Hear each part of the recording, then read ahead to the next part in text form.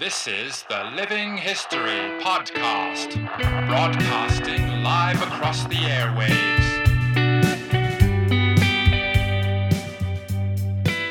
Hello everyone, welcome to Living History, and today an episode that I think you will all really enjoy. I'm joined by Dave Sabben, who was an integral part of the very famous Battle of Long Tan in Vietnam.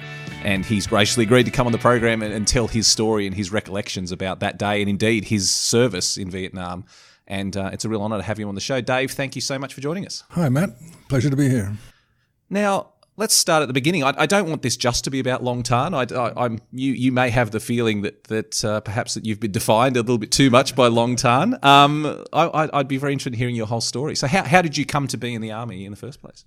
Well, it depends on how long you've got. I was born in Fiji, and I came over to Sydney to do my high school, boarding school. I came over on my mother's passport and stayed on. And so, to all intents and purposes, I guess in those days I was an illegal immigrant. However, I stayed on after school and went to work, and when National Service came in, they wanted all 20-year-olds to register, so I registered, and nobody asked for my passport, and so I went through the process. Eventually, the time came when everyone else that was called up for the first intake of National Service went to the railway station and grabbed a train to Kapuka. And what year was this that you were called up? This was 65, mid-65, first intake of the second National Service scheme. There had been one in the 50s. And this was a National Service scheme calling up selected birth dates of 20-year-olds for 2 years of full-time military service. How did you feel when your number came up? Well, I was keen to go. I had been raised in a biblical type family, and in the Bible, the Old Testament, the kids there, 20-year-old and upward, were trained in war, trained in defence, I should say, specifically how to defend yourselves. And so my household was sort of, that was just par for the course. If I hadn't been called up, I probably would have joined the CMF at that stage, the reserves, and I would have done what I thought was the right thing, to be prepared to defend yourself as an adult. Now, at that same time, in the early 60s, Sukarno over in Indonesia was rattling the sabre, and Australia was pretty uncomfortable about that. And Australia was sitting there with, I think it had 4 infantry battalions, and of course all the supporting arms. And across the short waters in Indonesia, they had probably 200 infantry battalions, for all I know. So Australia sort of scratched its head and said, well, we better increase the size of the army. And they couldn't do it because it was a time of full employment. So they decided that they would boost the army by a national service scheme. So when that came up, I thought, well, this is as good as going to CMF. Achieves the same purpose, and it only takes 2 years, whereas CMF was sort of 6 or 8 years. And coupled with that, there was a scheme within the scheme that allowed selected people to go and train as officers. I think the qualifying at that stage was initially that you had to pass your leaving certificate. You had to have passed your leaving certificate, and then it was a matter of showing them that you had some ability to lead. Again, it was a good deal for me. I thought, well, I'll achieve my aim of being a trained person in view of the fact that Sukarno's over there talking about walking into Australia, which we wouldn't have been able to resist, and get it over and done with. How unusual was your attitude that this is a good thing, that I've been called up, I can serve my country? How unusual was that amongst other nashos? Probably unique, I would say, although there were quite a few that were quite happy to go, particularly people from the country whose fathers and uncles and so on had been in, or their grandfathers in the First World War. And there was a military ethos there that, if the country calls, I'll go. And so there was not a general whinge by the diggers that were called up, by the people that were called up. The whinges came from the sisters and the mothers, basically, who said how unfair it was that this one goes and that one doesn't. And obviously the war in 1965, the war was already well underway in Vietnam. The Vietnam War? Yeah. No, in fact, it hadn't. It had been pretty hot between North and South, but the American ground forces only introduced into Vietnam in 65, the year before we went. How did this idea that you should serve your country and Indonesia and all these very noble sentiments that you had, how did that translate to the likelihood that you would be sent to South Vietnam to fight there? The expectation in the mid-60s when the first intake was called up, Vietnam wasn't on the horizon. We knew that there was a war brewing over there, but it was an American thing, and we would hold hands with them as we usually did on a very, very low level, very small scale. Perhaps we'd send a SAS regiment over there, groups, airplanes, warships perhaps, but not particularly ground forces. We weren't expecting that.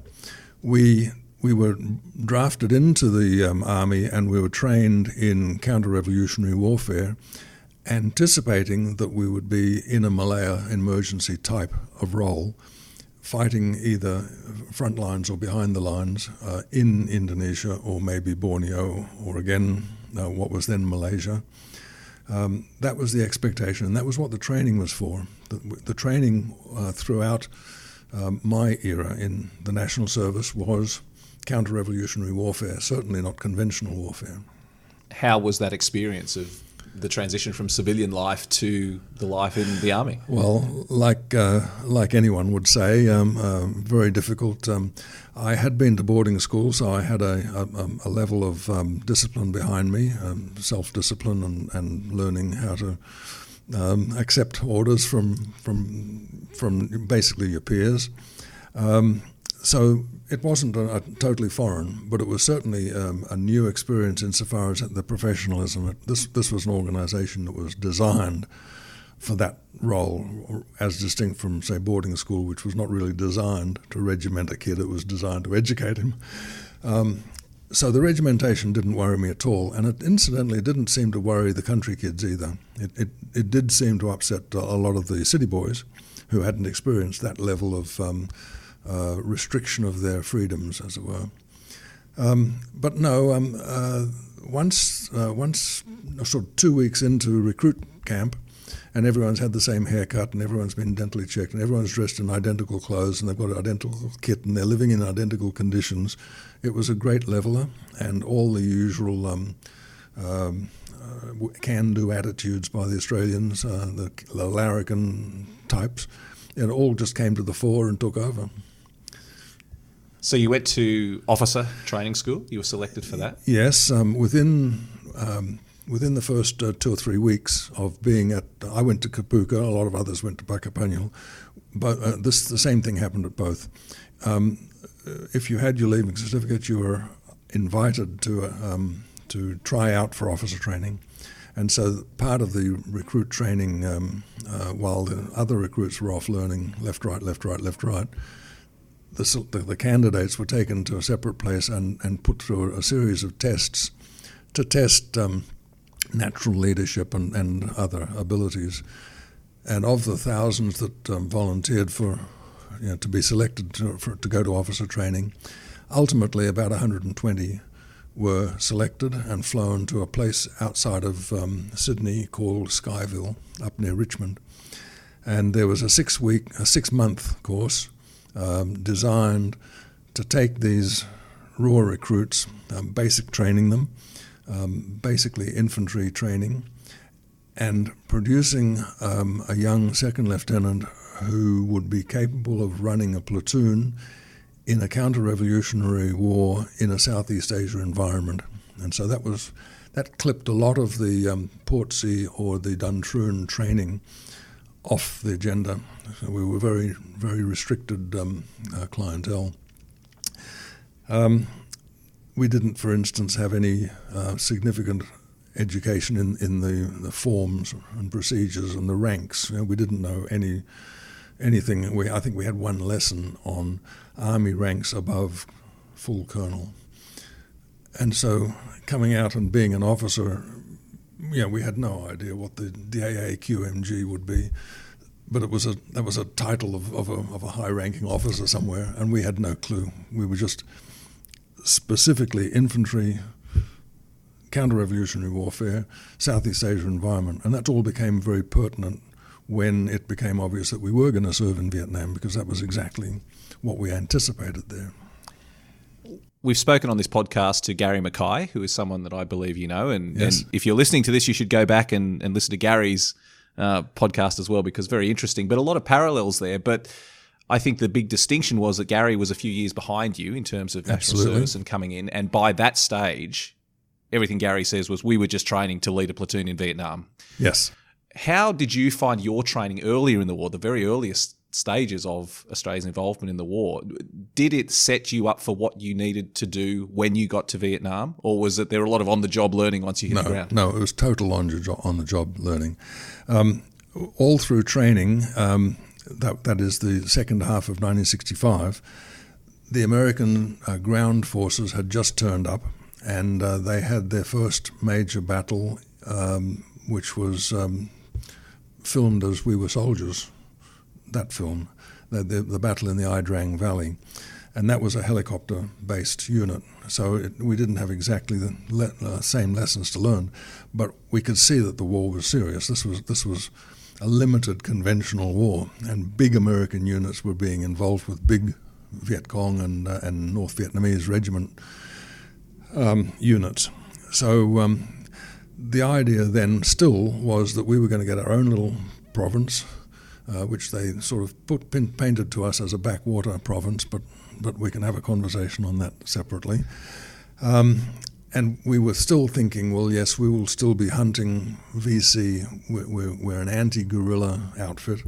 We'll be lurking in the bush looking for VC, and if we found them, they'd run away, and we'd have to run very fast to catch them or surround them or whatever. And all our tactics were involved like that, which is what we trained for, CRW, counter-revolutionary warfare. By the time Gary and company got there, the war had been going a long time, and of course the Battle of Long Tan had gone and been and gone. And so they had an indication that maybe it wouldn't all be sneaking around the jungle looking for people, but it wasn't all that many of them that put in a full their year of war like that, because we had Coral Balmoral later and Bin Ba. We had a number of other fights, including Gary's, which were basically conventional warfare. You, after officer training, you were assigned to a unit. Where did they put you? Yes, 22 weeks of officer training, graduate second lieutenant, and get posted to a unit. The top 5 graduates from the first course of Skyville, OTU, were posted to 5 battalion, 5 RAR, because they were already listed to go to replace 1 battalion. But then another 5 officers, graduates, were sent to 6 battalion with no expectation at that stage that they were going to go to Vietnam. So yes, I was posted to 6 battalion along with 4 other national service people. The way that the Army decided to expand with national service is that they took an existing battalion and split it. In my case, they took 2 battalion, 2 RAR, and they split it into half of 2 and half of 6, and then they built both 2 and 6 into new battalions. That process went for the next several years until we ended up with 9 battalions, which fulfilled the function of national service. It expanded the Army. It more than doubled it. It virtually trebled it. It's interesting you say that, because it's famously, that was probably first famously put in place after Gallipoli, for example, with the expansion of the AIF, when the same thing happened and a lot of new volunteers came in and they took experienced men and inexperienced men, put them together and split battalions to do the same thing. That was the purpose, and you've got to remember that, of course, our senior officers at the time were junior officers back then. Exactly. Wow. So were you assigned to Delta Company from the start? Yes, from the start. I marched in. Myself and Gordon Sharp was also a national serviceman. We were posted to Delta Company. A, B, and C companies each had 1 OTU officer, and that was we marched in January of '66. And it wasn't until March or April that we learned, through a radio broadcast, incidentally, that in fact 6 was warned out to go to Vietnam because we had increased our commitment from one battalion to 2 battalions to the task force, and being given our own province.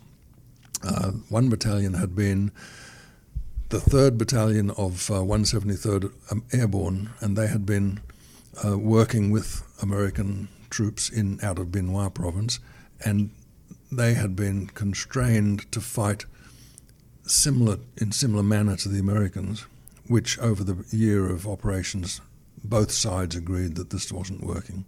We couldn't mount the sort of operations and accept the sort of casualties that the Americans took. And we were much better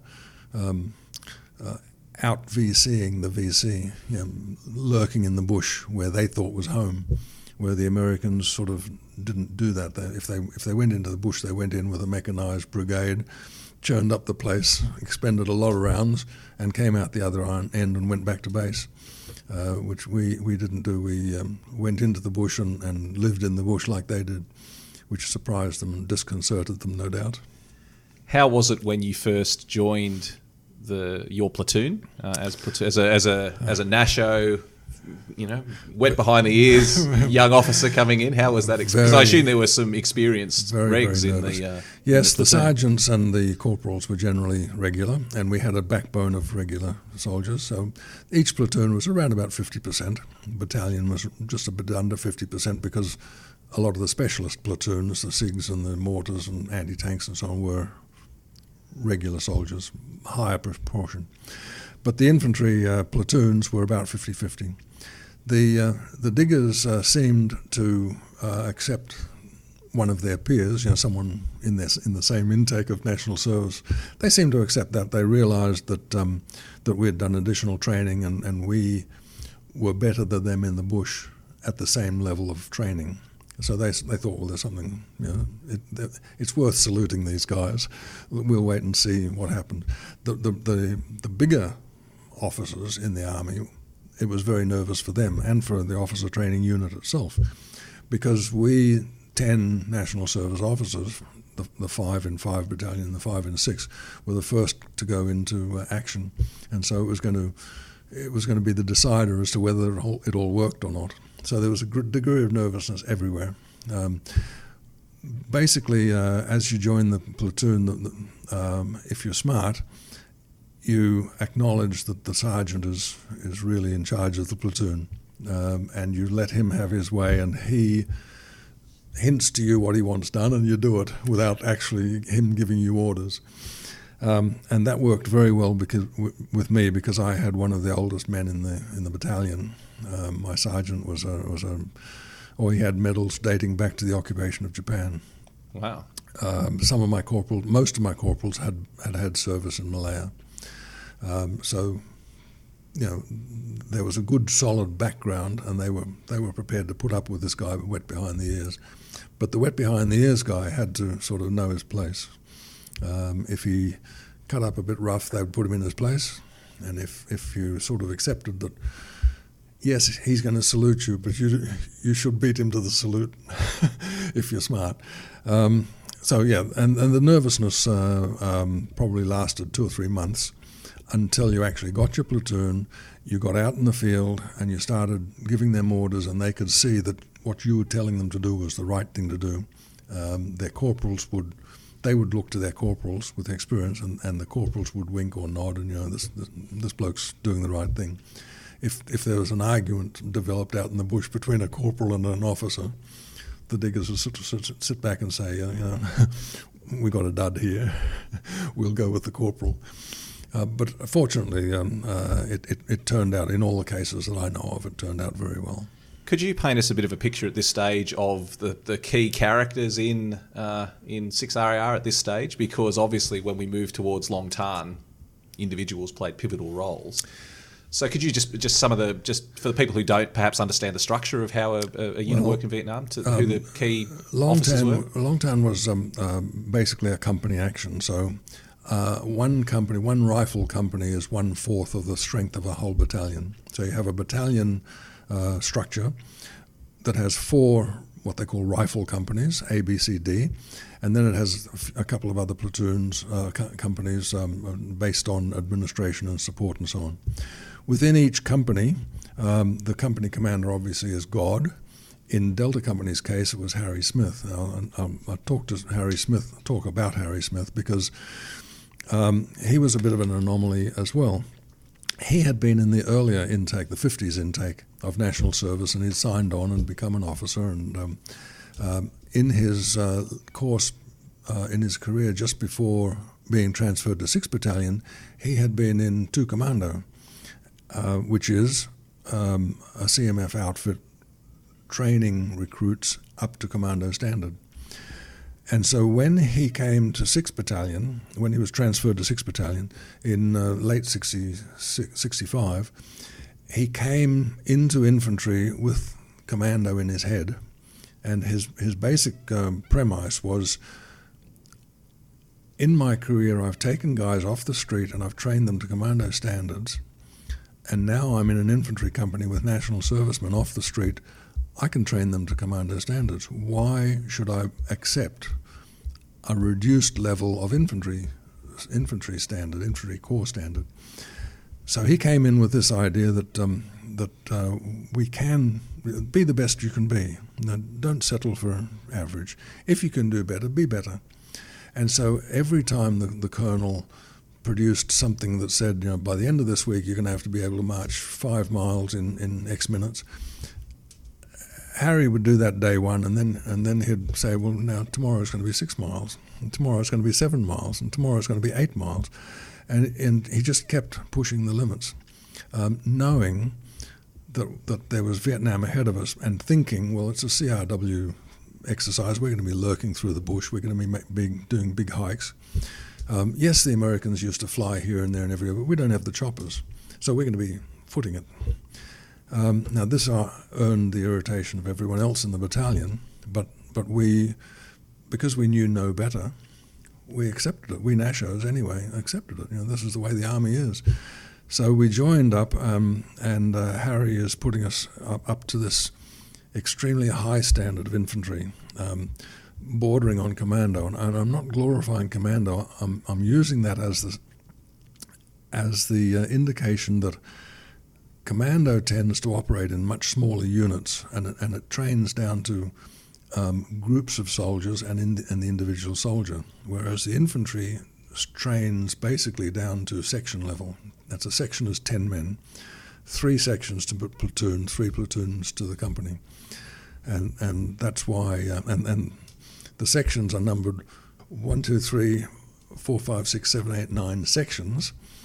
But the platoons, that's within each company, but the platoons are numbered from 1 to 12 in all 4 companies. That's why in Delta Company it was 10 platoon, 11 platoon, and 12 platoon. Okay, so here we are training away. The corporals were on side. They knew what was coming, and the sergeants all knew what was coming. Some of the diggers might have known, some of the regular soldiers, but the Nashos simply... This was a blank canvas. This is what we're going to do. This is how we're going to do it. As I said, Gordon Sharp came to 11 platoon, and I was in 12 platoon. There was an officer called Jeff Kendall who was from OCS Portsea, and so that made the 3 platoon commanders. All 3 of the sergeants had been in Malaya, and as I said, my sergeant had been in Borneo and occupation of Japan as well. A lot more experienced. The other 2 were Rankin and Buick, and they were respectively, Rankin was in 11 platoon and Buick was in 10 until we had got to Vietnam. And then shortly after we arrived in Vietnam, the company commander changed Rankin and Buick, swapped their platoons. So at the battle time, it was Kendall and Rankin in 10 platoon, Sharp and Buick in 11 platoon, and myself and a bloke called Paddy Todd in 12 platoon. The outstanding individuals in the company the characters, if you like, were scattered. No one knew what their potential was, so no one sort of took much notice. But there was characters there. There were people efficient. There was slackers. There were people that you would go out of your way to be friends with, and people that you would go out of your way to avoid. The only other person there of major note in this context is Jack Kirby, the warrant officer. He also had served in Malaya, wore Malaya ribbons. I must say, at those ranks, most of the battalion had. Kirby was a large sort of bloke, not running to fat, but muscle. Very jolly and jovial and easy to get on with, but firm disciplinarian. And he backed Harry 100%. He struggled sometimes to meet Harry's physical standards, demands, but we saw him through. He managed it, and he became an outstanding character in the company for while he was with us. What was your relationship like with the other platoon commanders? Well, in training, you don't get to see them very much. I'm prone to say that the second lieutenant is probably the loneliest posting in the army, because there's only one officer per platoon, and most of the training was at platoon level. So we were all off different places doing different things. When we did get together, it was like, how are you going? How are you finding it? Comparing notes.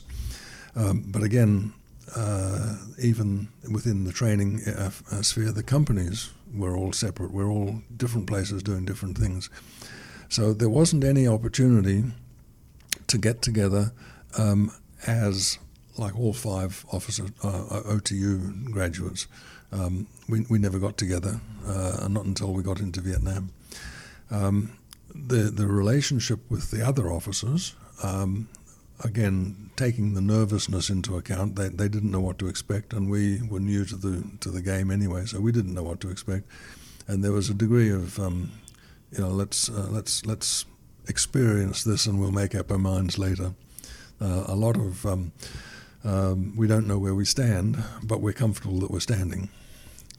And with the training that Harry was putting Delta through, yes. Did Delta come out of that feeling like, okay, we're pretty special, we're ready to go? Was there a feeling within the company that this was good? Yes, along the line of upping the general standard required, I'll give you some examples. We looked at film footage from one battalion when they were operating in Vietnam with the Americans.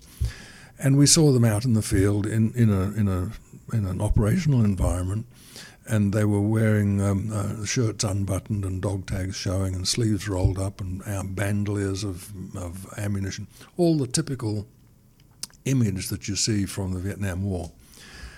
And Harry called the CSM, the Kirby, and the sergeants and the officers in and had a meeting and said, look at this. What do you reckon about this? And we all sort of looked at it and said, well, we're not taking best advantage of the field craft, that there's things wrong here. And he said, dead right. This is what we're going to do. You don't go out if you're not in a classroom, then you've got shirts buttoned up, dog tags taped up with electrical masking tape, sleeves rolled down. When you're patrolling, your both hands are on the weapon. We don't allow slings on the weapons in the bush. If your weapon is pointing in one direction and your eyes are pointing in another, then you're doing it wrong. So your eyes follow the weapon muzzle. A number of things like this. And we developed that into training strictly, really strictly. And people got charged for not complying until it was part of the ethos. At the same time, we realised, Harry realised that we were not deliberately, but despite ourselves, setting ourselves apart. The other companies were not doing this, and so we were not only observing good practice in fieldcraft, but we were becoming fitter by doing more, longer marches, shorter times, that sort of stuff. So he then said, well, if we're going to be different, we might as well be different. And so he got camouflage bush hats for us, and we went out and bought them, and he put a camouflage bush hat on everyone. And again, that rippled through the battalion, what are these jerks doing? But it was creating our own image. And in the process, then we, because we were walking and marching so hard, we adopted Nancy Sinatra's These Boots Are Made for Walking. That became our company song. We adopted the boots into our company logo, and anyone that knows Delta Company will see the red being the company colour, the triangle being the Greek capital D for Delta, and a pair of golden boots in the logo. So that sort of thing highlighted us. We weren't any shrinking violets. We were up front, out front. This is us, like us or lump us, and a lot of them lumped us, as the tall poppy syndrome in Australian folklore goes, we were derided and laughed at and so on. But all of these things actually had their fulfillment in the battle. And it's arguable, I would care to argue, that sort of background and training came into effect in the battle, because in the battle we didn't operate as a company. We operated as 3 individual platoons, and within for most of the battle anyway, and for the 3 individual platoons in 2 cases, it was really the sections were operating independently while we were conducting the battle. So really, for the first 2.5 hours of the battle, 11 platoon had 3 sections operating almost independently within the one perimeter. 10 platoon went out and came in as a platoon. 12 platoon, we were told to leave one of our sections behind when we went out to get 11. So 2 sections went out, and the 2 sections working as cohesive sections were able to work together and cooperate together and not do the same thing. So that sort of level down to individuals came into play. What we found in throughout the battle, when a corporal was knocked over, someone would take the place. When a sergeant was knocked over, a corporal would step up and take the place. Every digger knew what every other digger did and was familiar with their weapon. A rifleman could operate the machine gun. The ability for soldiers to act in individuals or in pairs was a bit more trained into us than the average infantry company or platoon. And that had a really significant effect in the battle. And I'm not just picking Long Tan. In any other conventional battle, Coral, Balmoral and Bin Bar and so on. And I'm sure Gary would say the same thing, that at certain stages he would have required his individuals to have initiative. So good on him if he trained that into them. But a lot of companies didn't, unfortunately. And when one soldier went down, there'd be a period of time when there was milling around and not knowing, if the corporal's down, who's going to run the platoon.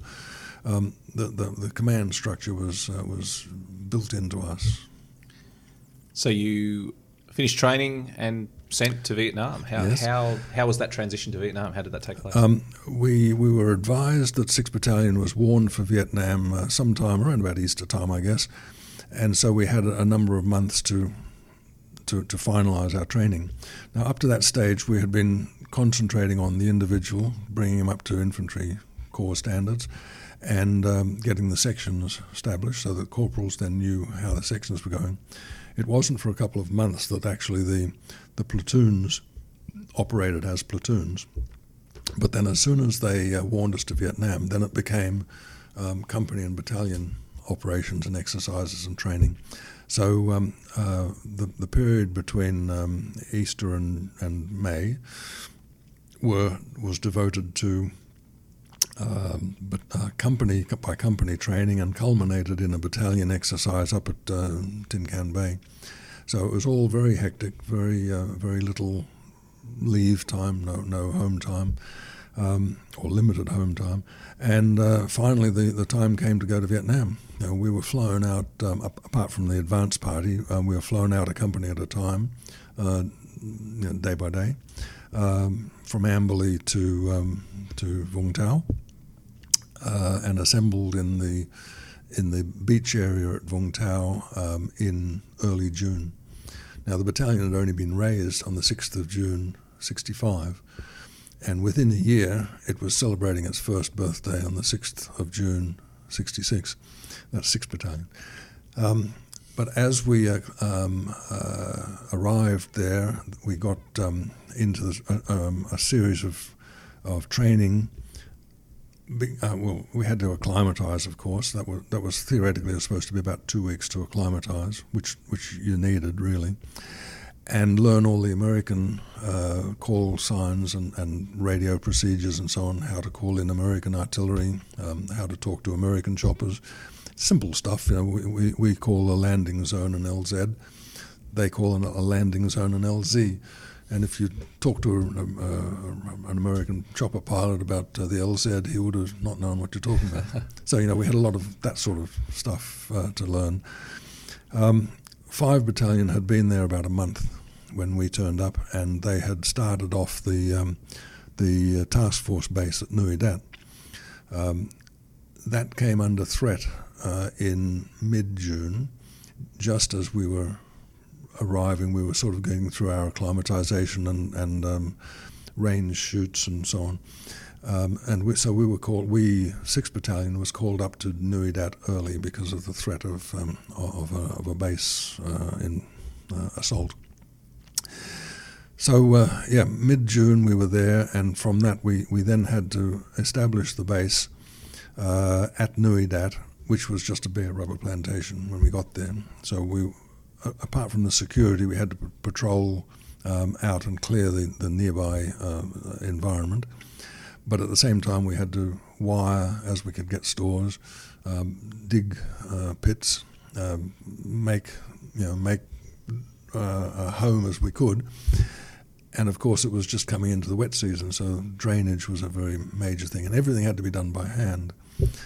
So it was just an absolutely hectic time. You're talking about literally 24/7 for weeks on end. What were your impressions of Nui Dat and this base that they'd set you up in the middle of Phuoc Tuy province? There was no reason to complain about where they'd picked, because for the purpose it was adequate to the purpose. You keep in mind the strategy that we adopted, which was first of all, we are there to separate the civilian population from the enemy population. The enemy infested the bush, the civilians infested the towns and villages.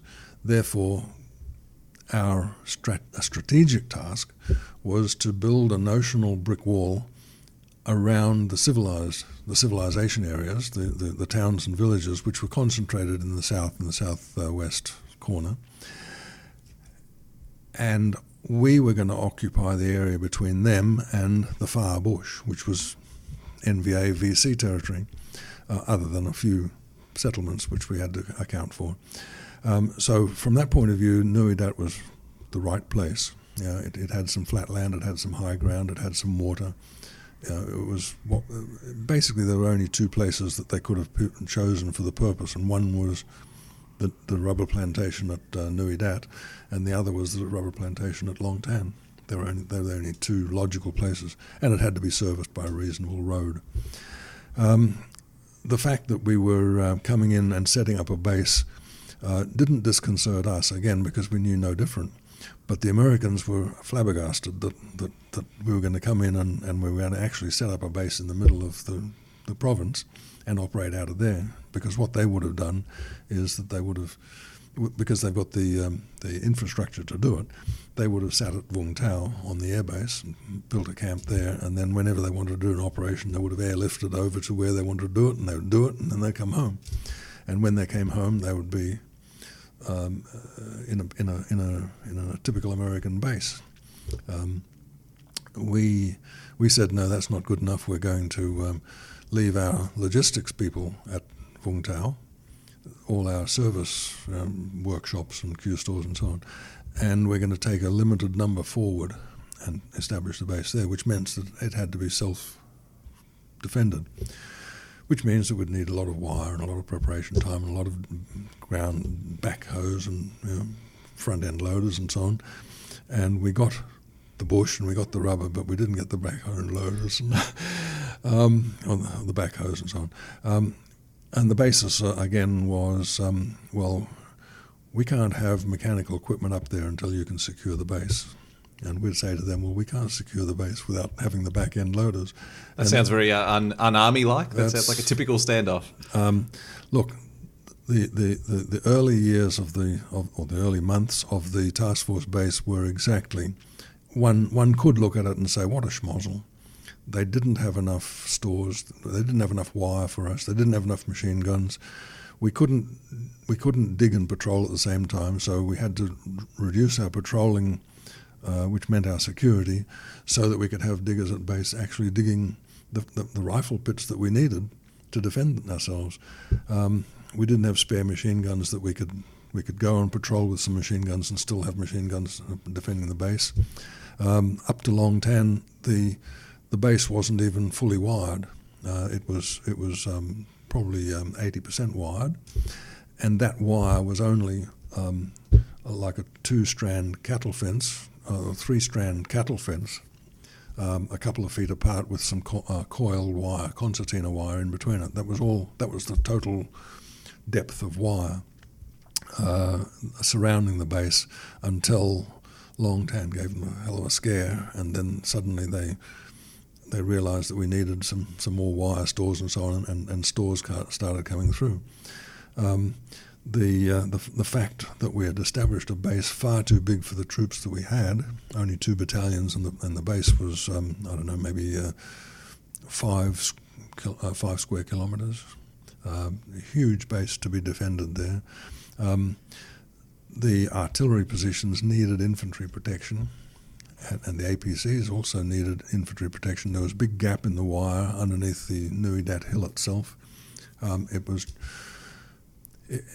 me put it this way, it was a very amateurish deployment conducted by the government, not having enough money to supply us, and the army not having enough troops to cover the area that they wanted to defend.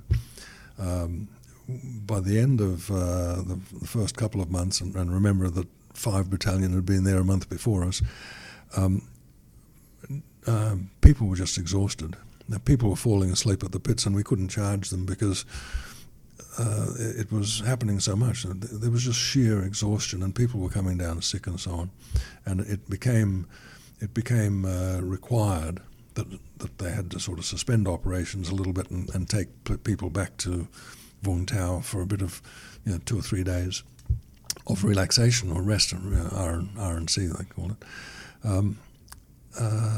And that again played into the timings of the Long Tan battle, because Long Tan happened in August. The task force base started to be set up in May and was replenished in June or reinforced in June, and they'd already planned to have a go at it, which is why 6th Battalion was brought up early. And so it's fairly obvious when you look at all the signs that they were going to have to take us out. The NVA had to take out this new base before it could get really established, and so August was the chosen time, which is why that explains the timing of the battle. How much active patrolling did you do between your arrival in June and then obviously the Battle of Long Tan, which we'll get to shortly? How much patrolling were you doing? Daily. Okay. As I said, the method of operations was by companies and by platoons, so that all the companies were given different tasks, and within the companies the platoons had different tasks. So, for instance, a typical patrol pattern for a platoon in the early days was day one you'd go out and you'd patrol an area all day. That night you'd ambush, so you'd be awake all night, no sleeping on ambush. You would then come back by lunchtime this day two, and you'd be put into the pits, developing the defences. So that's your second day gone. Overnight you'd defend the base, which meant that you had 2 hours sleep on, 2 hours sleep awake off on sentry. So all the diggers would have had, say, 3 2-hour sleeps during that night, not having slept the night before. And then into day three, half the platoon would be on battalion jobs, like setting up the Q stores and digging the mortar pits and so on. And half the platoon would be on company level things rather than the platoon forward defences, like digging latrines and digging trenches and so on. And then that afternoon, a half platoon would go out again for half the day. And then you'd come back and you'd probably be defending somebody else's perimeter, because at that same time companies would be out on operations and leaving their perimeter vacant. So in 3 consecutive nights, you've been awake for one night and you've been 3 2-hour sleeps on the other 2 nights. And that was by 3 days, 3 days, 3 days, 3 days, 3 days. That was rolling. So yes, it was just absolute, totally exhausting. And remembering that we're coming into the wet season, the humidity is 100 and something percent. The heat is something that none of us was used to, and we're under the nervous condition of expecting contact any time. How much contact were you having in those initial patrols? Not very much, because the enemy was also not fighting us. They were intent on wrecking. They needed to find out what we were doing. So they were sending small patrols into base to find out what we were doing, and if they saw us, they'd run away, because they were only recce patrols, they weren't fighting patrols. We were out there doing fighting patrols, but typical counter-revolutionary warfare, which is what we trained for, we couldn't get them, we couldn't find them. Occasionally we surprised them, and we had some contacts. When we were clearing the village of Long Phuc, we had a couple of contacts because they didn't know that we were there, so they just walked in, owning the territory, that sort of stuff. But yeah, basically the level of contact was fairly minimal, and that's explained by the fact that those that we contacted were not fighting patrols. They weren't out to fight us. They were out to find out what we were doing. Now, that's not surprising, because the same thing happened a couple of years later at Coral Balmoral. They flew into an area that the VC weren't expecting us, so therefore the early contacts for Coral Balmoral were all recce patrols. They would run away. They wouldn't stop and fight, generally, I mean. So that's not, that's, in retrospect you can see why they're doing it. Also, one of the strategic issues that we had was that they set up the base right on a north-south road, one of the province highways, and they didn't close it. So all the bullock carts were still going between Bin Ba in the north and Wa Long in the south, and of course, yes, we were checking their IDs, but ARVN IDs, the South Vietnamese Army IDs were easy to come by from your cousin or your brother who was there, because they were sharing the load. But any number of people could have just sat on the top of the car, the bullock carts, and with the correct ID cards, and just watch what was happening as they trundled through the base, and they could count all our artillery and all our APCs and where they were and where headquarters was and so on, which all came out when they mortared us on the morning of the 17th. They knew exactly where to target, and they fired shells into the base on the morning of the 17th. Well, it's probably good timing to talk about Long Tan, Sure. the famous Battle of Long Tan. We said this before the interview that I think all of us can go and look up Wikipedia or read a history book and find out about Long Tan. I think the thing that is most fascinating for me and that our listeners will find most fascinating is your perspective being there on the ground. Because it's a rare thing. This is an iconic battle in Australian history, and there are not many veterans remaining from iconic battles. We can't speak to a digger who landed at Anzac Cove, or someone who slogged through the mud at Passchendaele, or even many blokes who fought on the ridges of Kokoda. Yes. So I think it would be fascinating. So that first chapter, the battle opened with the shelling of the base. Yes. What were you up to at that time? And I assume that took you by surprise. Well, yes, we were in the background. You're always expecting that they'd lob in a mortar bomb or two. From somewhere out far, but on the morning of the 17th, they actually put a bombardment in against us. They had several mortar tubes and a couple of recoilless rifles, and they targeted what they could see from the road as they traversed it. So they targeted the task force headquarters, the artillery, engineers, the APCs, the SAS lines, which were at that stage in with task force headquarters, not on the hill. So this was a deliberate event, which we then had to decide, well, whether is this a precursor to attack, or is this inviting us out for a fight?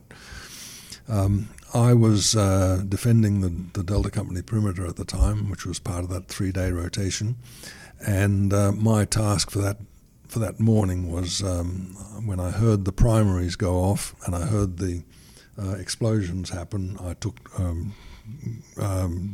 compass bearings on both noises and reported that to headquarters. And then other places on the perimeter would have done the same thing, and they would have triangulated the bearings to find where they were being fired from, and then fire counter bombardment onto that bearing. And that was effective. That happened, and that was effective. But everyone stood to for the rest of the night, thinking that there might be an attack that morning. That's the early morning of the 17th. When no attack eventuated, then they diverted one of the companies to go and look for where the base plate positions were, where they had mortared us from. And Bravo Company was given that job, and Bravo Company went out and did locate the places where they'd fired from. But a combination of two things. First of all, this is the first time it had happened, so everyone was a little bit mystical about what's going to happen. And the other thing is that I talked about the exhaustion of the troops. At this stage, half of Bravo Company was due to go down to Vung Tau that afternoon, but they delayed that until the next day. So Bravo Company went out and located on the 17th where they'd been, but couldn't do anything about it. Half their company had to come back. And so the battalion commander then changed Delta Company's schedule to take over from Bravo Company on the 18th and follow up the tracks to see if we could find the people that had left the tracks, which transpired. Then morning of the 18th, Delta Company went out to link up with Bravo to find out what they'd found, and we got all the grid references and so on where they'd seen the tracks, and take over.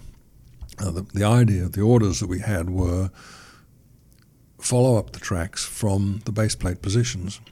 And when we got there, we transcribed them onto a map. We realized that all the tracks leading from the base plate positions where the enemy had withdrawn after firing at us, they all skirted the rubber plantation and went up to the northeast, up towards above the second Nui Dat.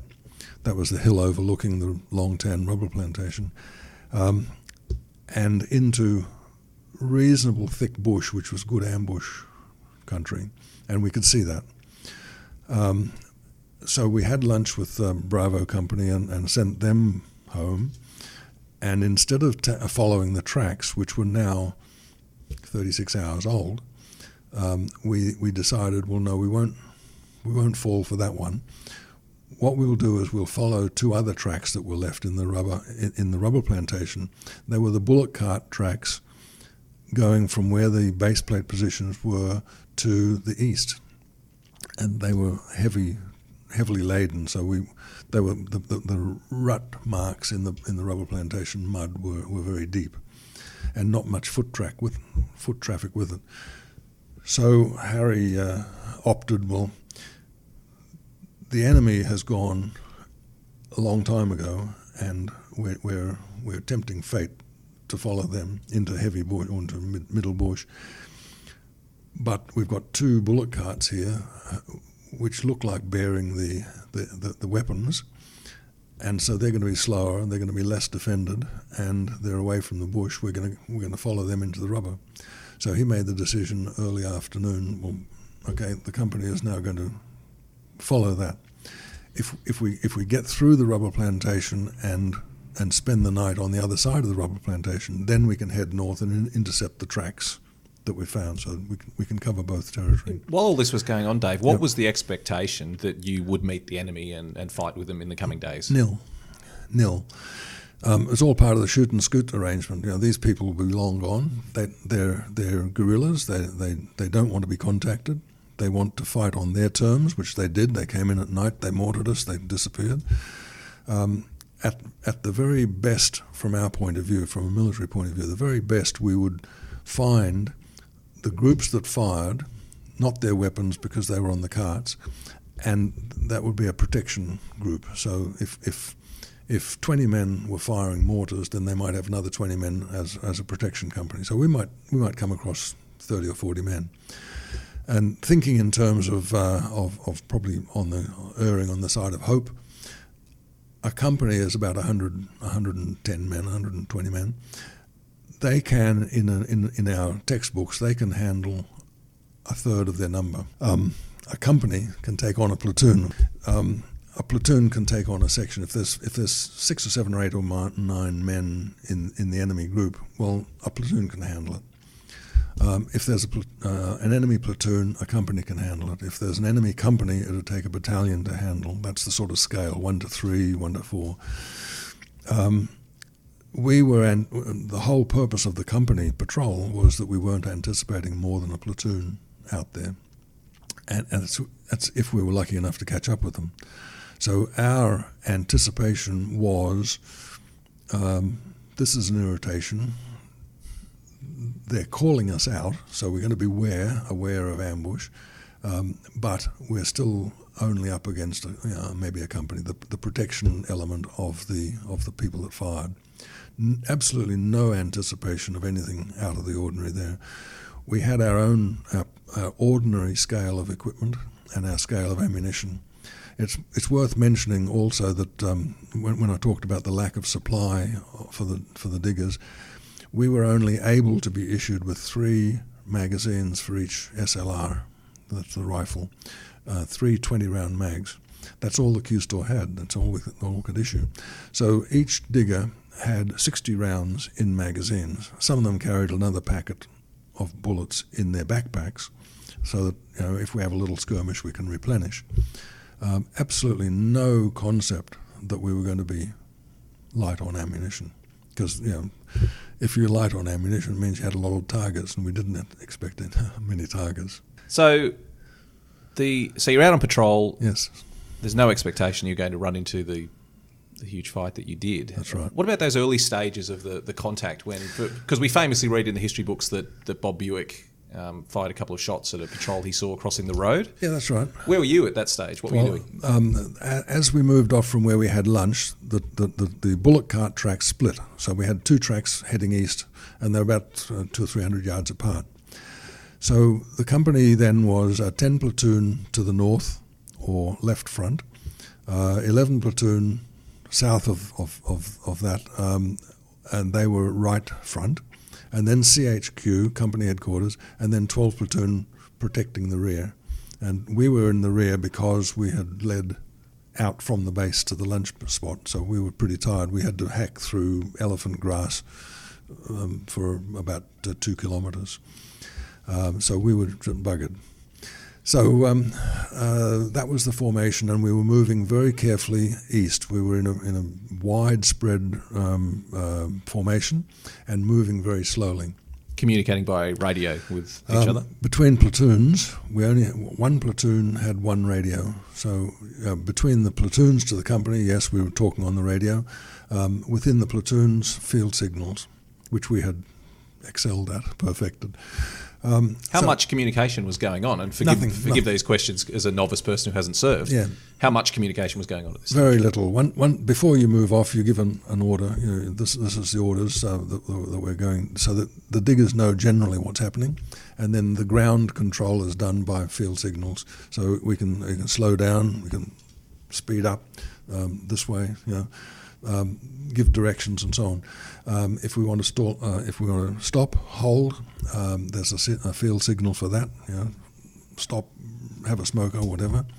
There was a road crossing our front, which we would treat as an obstacle, as if it was a stream or something like that. Anything out of the ordinary in the land, we would treat as an obstacle, and we'd do something special. When we came to the road, it was just built-in practice. The first man to see the road would indicate there's a road, there's a crossing. That would feed back to the platoon. The platoon would then deploy and handle it. The way to handle it in those days, in that circumstance, was because we were widespread. Each platoon had two sections up. The first section to meet the road would have called, yes, we've got an obstacle. The platoon commander would have come forward and decided how he was going to handle it. So one of the sections would be sent across the road and secure the other side. Is everything okay? Nothing's happened? Okay. Send the other one across. Is everything okay? Pause. Platoon headquarters would then cross. And then the third one would cross, the third section. And then when you consolidated on the other side of the obstacle, then you'd form up again and you'd move off. It was just all practice trained, no other than field signals needed.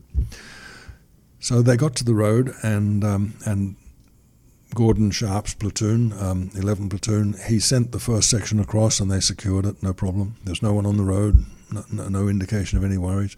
He sent the second section across, and the two of them were happy. There was no opposition.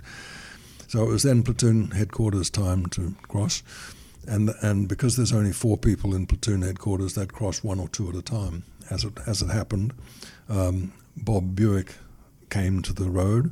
He was going to now cross, so he jumped. He climbed over there was an earth ridge on both sides of the road and a ditch, and then the road itself. So he crossed over the hump and into the ditch, which was overgrown, and did what the kindergartens teach you, look right, look left, look right, it's all okay. But as he was doing that, and hidden in the bushes in the ditch, a half a dozen enemy soldiers came up over a very slight crest, about 150, 200 yards away, maybe 100 yards away.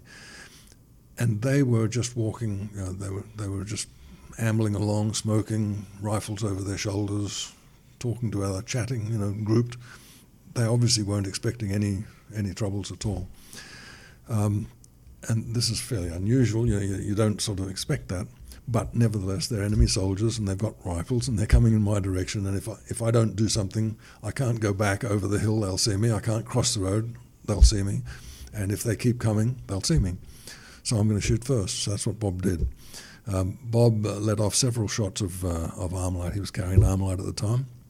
He downed 2 of them. We think that he killed one and wounded one. The enemy's immediate action was to retrieve the 2 soldiers and cross the ditch and fence and run to the east, in the process leaving an AK-47 behind that was dropped by one of the soldiers. Now, the fact that he fired told the whole company that there's a contact. So the next thing, within a half a minute, Gordon Sharp was on the phone to Harry saying we've contact. 5 or 6 enemy soldiers. At least one of them was very badly hurt. No casualties our side. This is just a typical report.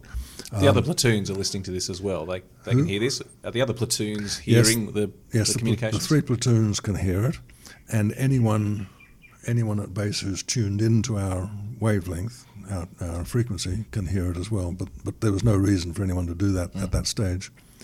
So, now we know there's been a contact on our right front. Harry says, well, there's 30 of you and there's only 5 of them. That's a job that you can handle. So 11 platoon, Gordon, chase them. So basically 11 platoon is detached from company and is chasing this little group.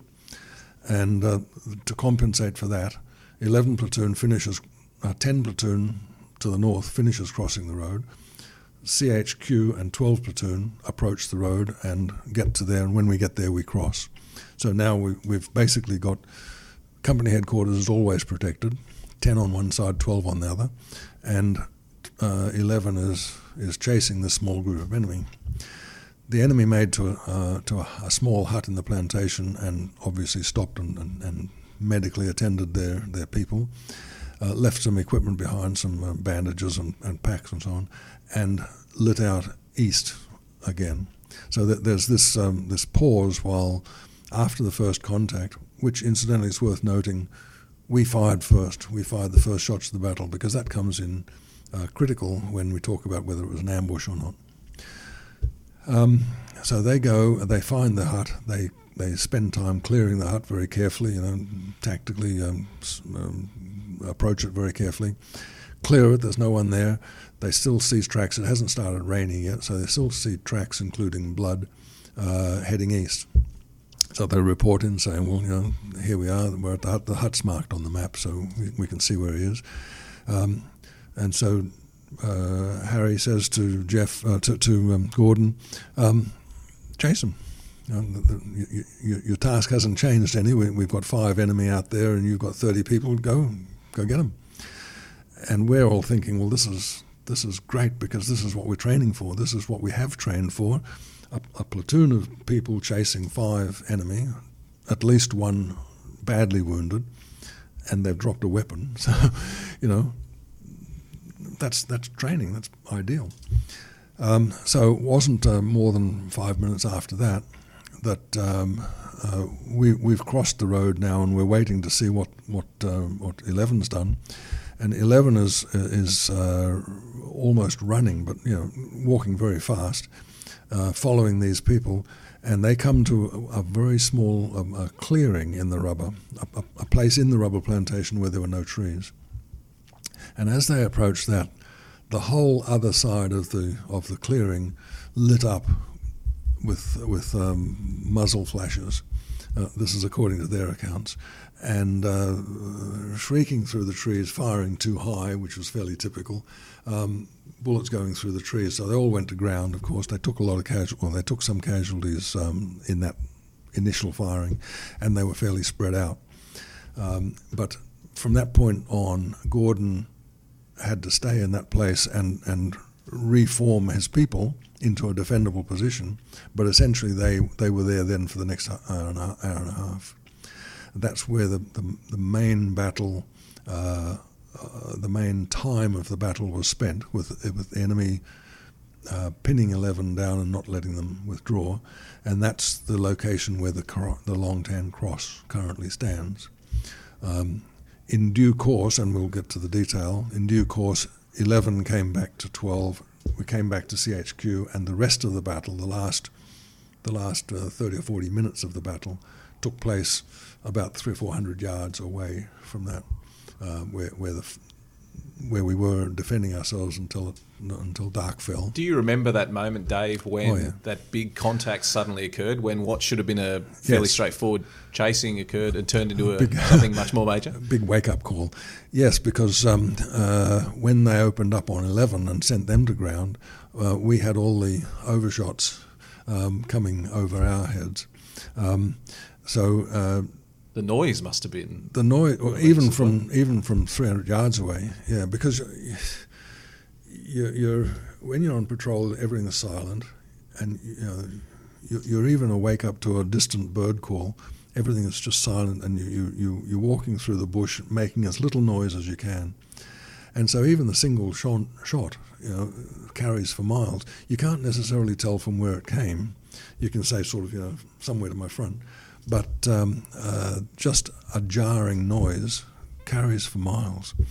And to have a whole cacophony, like a platoon or a company, all firing and firing towards you, because the sound of fire coming towards you is different from being on the rifle range, hearing it going away. But yes, we were getting overshoots through the canopy, and just the scale of, not so much the noise to us, obviously the noise to 11 was significant, but the scale of the contact was just out of any imagination. No textbook, no training had catered for this. We were never going to be attacked by a couple of people with a machine gun, much less a platoon with a machine gun, much less a company with the machine guns. No, this was totally out of the textbook. This is where an American or a South Vietnamese company, for instance, would have basically said, no, this is not our game, and if they lost a platoon, well, that's too bad. But really, we can't handle this. They would have said that straight away. Whereas we said, not so much we can handle it, but we've got to get 11. We've got to fetch 11, and that then controlled the next hour of the battle, just fetching 11. The flexibility built into the company training was such that it was automatic what we were going to do. There was no, well, let's have an O group and decide. We advised, or company advised battalion what had happened, and once that news got around, everyone in task force base switched their radios to our frequency.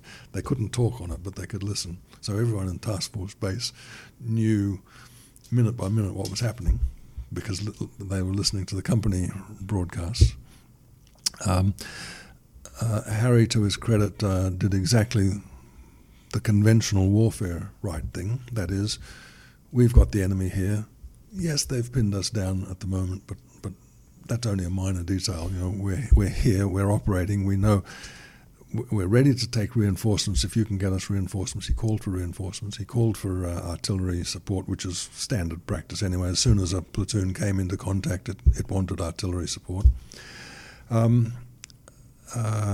Within minutes, he knew that we were going to be wanting more artillery, and so long as there was an airstrike going, yes, we'd like an airstrike, and how are the reinforcements going to get here? We can chopper them to the nearby where we had lunch. That's about 1,000 yards away now. They can chopper into there and get to us, but we don't have the choppers.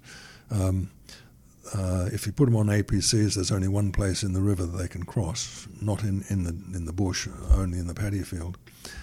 All of these things are sort of just automatic. This is what Harry's talking to battalion about. In the meantime, company headquarters and 10 platoon and 12 platoon moved forward and consolidated. So we've now got a defended position, partly for our own security, but also expecting, because the enemy tactics were, if they've got someone pinned, they'll send out in flanking movements, and we could be there defending against the flanking movement. But the next priority in Harry's mind was, this is bigger than 11 platoon can handle. We've got to get 11 platoon out.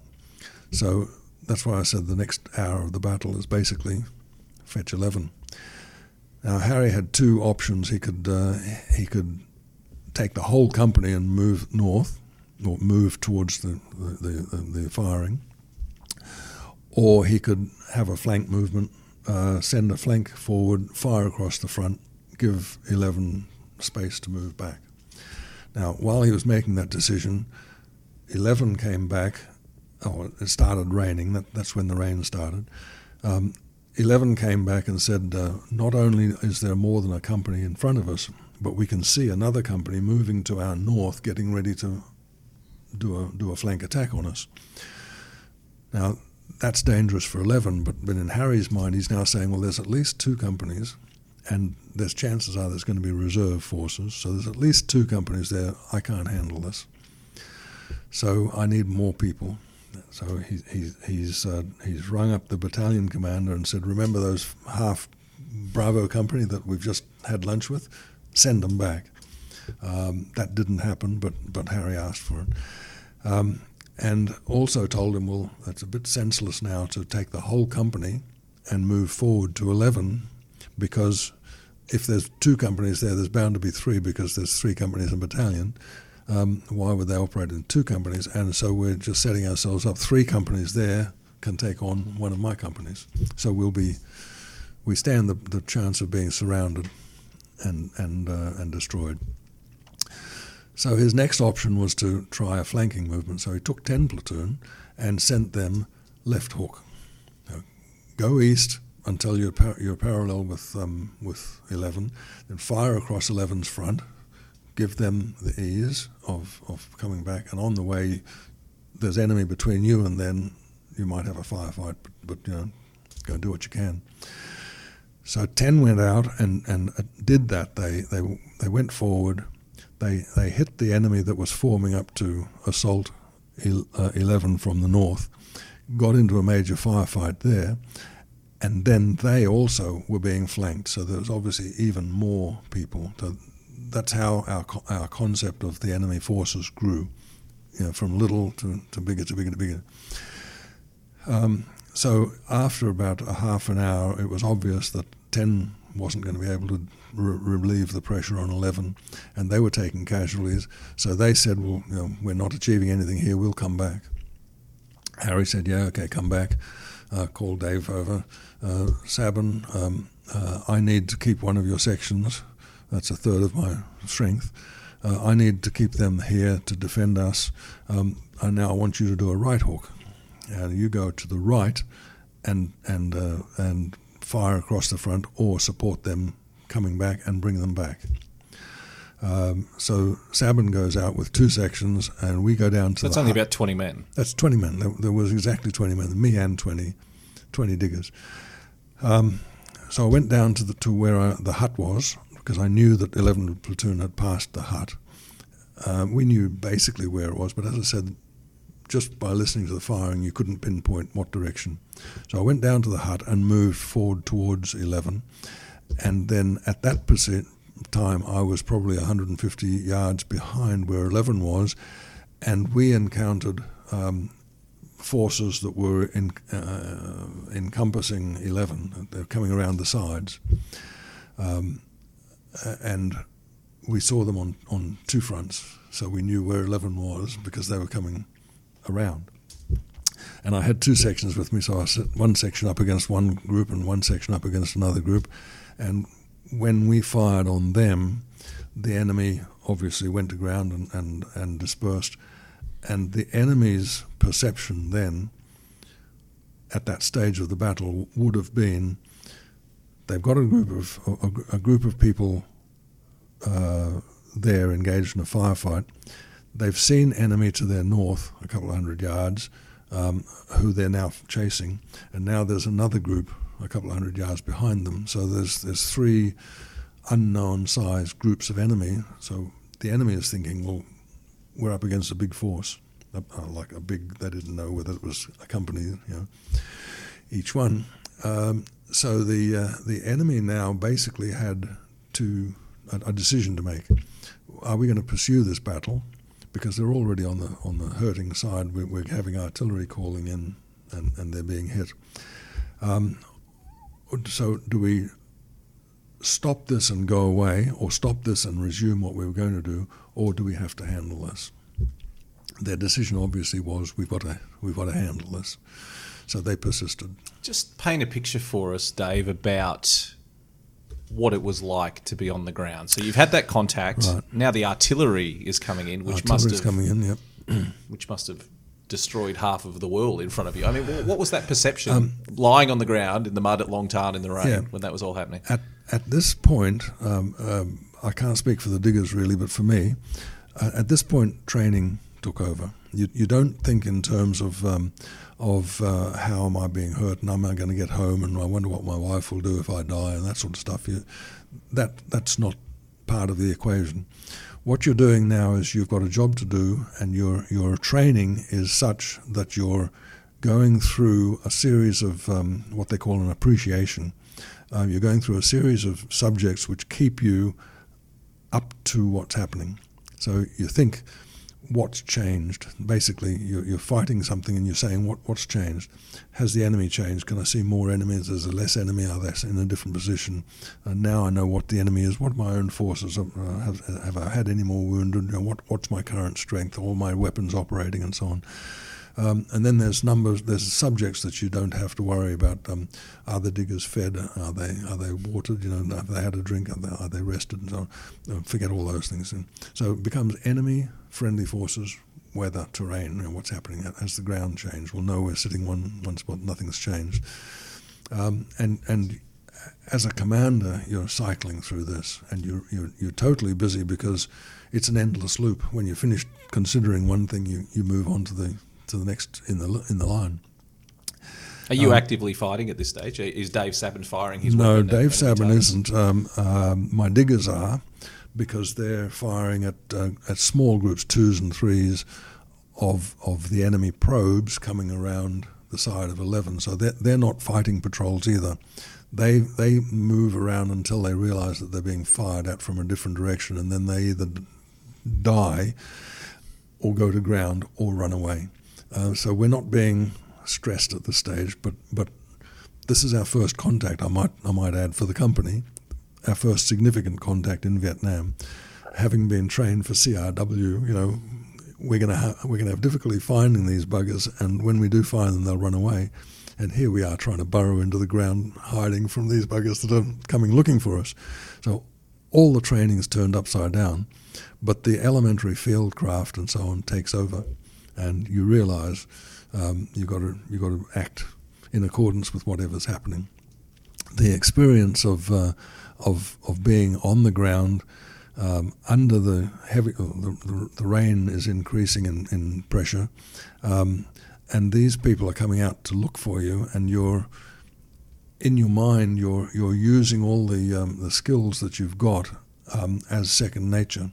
So you realise that if they're looking for you, you're not going to get up and run away. You're going to burrow down. Fortunately, the rain is coming in very hard through the canopy, hitting the bare mud and raising a mist in that mud. So we're lying down in this mud mist, which is screening us. It's not completely making us invisible, but it's helping us. So while we're being helped, we won't help ourselves if we get up and advance or retreat, either way. So we're sort of here, we can't get out of this. The digger, the individual digger is generally aware of what he has to do, what his immediate job is, and he's not really worried. I mean, he might be worried, but he's not knowledgeable about the bigger scale. So the diggers themselves knew that 10 Platoon had gone out and failed and come back. They knew that 11 Platoon was in deep trouble, and they knew that they'd left one section behind, so that there was only 20 of us out there, and we've just got to do the best we can. We can't pull back, and we can't advance. So our job now is to keep the door open, keep the corridor open. And so they just sort of settled down, and that was it. And they had their arc, you're responsible for this area, conserve your ammunition, just bear with it. What about at the point of the battle where Gordon Sharp was killed? How did you find out about that? Yep. And what affected that? Okay, we're in that position. It's a timely spot to talk about it. The rain is coming in. The artillery is getting closer. Gordon is calling in artillery, and the enemy is following up 10 Platoon, having withdrawn, and I'm having my own contact. So now you've got a platoon dispersed over maybe a square, let's say 300 yards by 300 yards square, with a platoon in each corner, with 10 Platoon in the process of pulling back, and each one of us is having our own firefight. This is where I mentioned that a company